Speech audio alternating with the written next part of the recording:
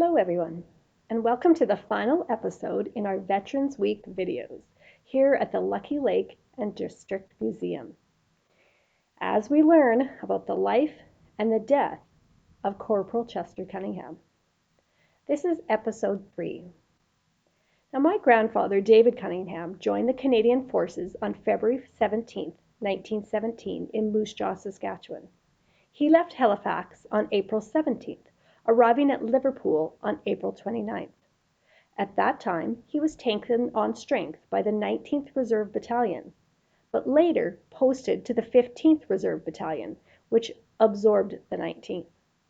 Unlike Chester, David did most of his training at the military camp in Bramshott in England instead of Valcartier in Canada. I always knew that my grandpa fought in the Battle of Passchendaele. So my heart just dropped when I first read the excerpt from the article that stated Chester had fought there as well. My grandfather did not pass along any stories to my mother about him and his brother fighting side by side, so to speak. Yet they were both there.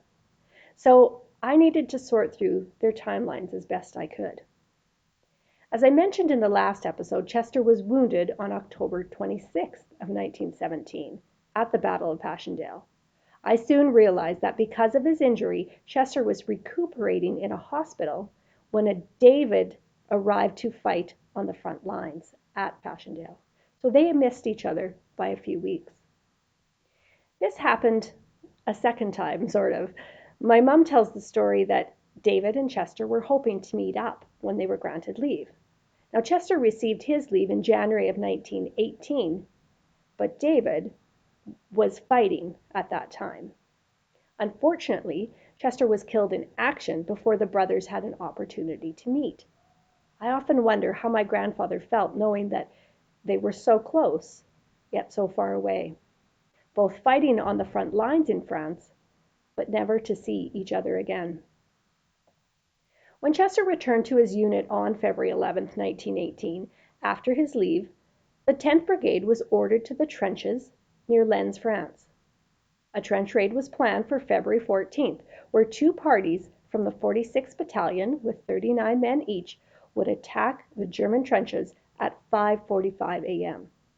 That raid was supported by artillery, machine guns, and trench mortars. Corporal Chester Archie Cunningham, number 127348, was killed in action on Valentine's Day, February 14, 1918. He was 21 years old. I'm going to read an article entitled Corporal Cunningham's Fate, and it's from the Walkerton Telescope, dated March 21st of 1918. Corporal Chester Cunningham was killed instantly while superintending the working of his trench mortar during a barrage concentrated on the German lines. Two others were killed with him. Letters received by his parents, Mr. and Mrs. Thomas Cunningham, from his commanding officer, and from two of his chums, speak in highest praise of the gallant young Walkertonian as a soldier and as a man. Corporal Ed Edit, who had been with Chester for 3 years, ever since the boys enlisted with the Tobermory Wireless Guard, sent Chester's mother a thoughtful and comforting letter which gives full information. The letter, which was received here Tuesday, reads, "Just a line to extend to you our sympathy on behalf of the boys of the battery. Chester's death will be a sad loss for you folks at home, as it was for us here, and you have our deepest and most sincere sympathy. The battery has lost one of the best corporals it has ever had. He always went cheerfully about his duties, whether in the trenches or out, and his presence inspired the men with whom he worked. He had been in all of the big fights, the whole length of the British line in France, Ypres, the Somme, Vimy, Hill 70, and was wounded at Passchendaele Ridge, when he was sent to a base hospital for several months. He went back into the trenches shortly after coming back to France and was killed instantly on the morning of February 14th. His body was brought out of the line and we buried him in the Canadian cemetery. The burial services were conducted by Captain Farrell, formerly of Kincardine, chaplain of the 44th Battalion. If we live to see home again, we will tell you all about it." Chester had some photos taken while on leave, and they've just arrived from the photographer in London. They are very good pictures of him, and I am forwarding them to you from here. If you could spare one, give one of them to my brother to keep for me, as I would like to have one as a keepsake of Chess. His personal effects, snapshots, signet ring, badges, etc., have been sent to you by our paymaster. We have all found Chester a staunch comrade and friend, as he has done his part in many an emergency during his 18 months on the firing line. And had he lived through this war, I am certain that his career in life would have been successful, just as he was successful and efficient soldier in the Canadian forces. Chester is buried at the Villiers Station Cemetery near Villiers-aux-Bois in the department of Pas-de-Calais. The cemetery is 2 kilometers northwest of the village. His grave reference is X1B22.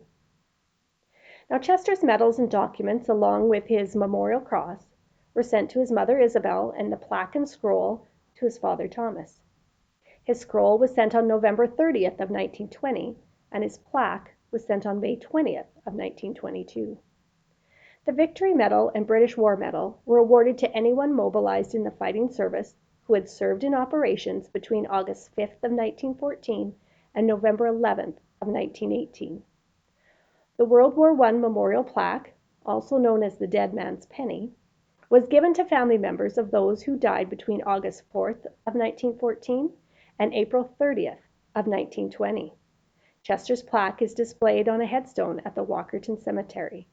He is also remembered on the Walkerton Cenotaph and the Greenock Township plaque in the Bradley Community Centre.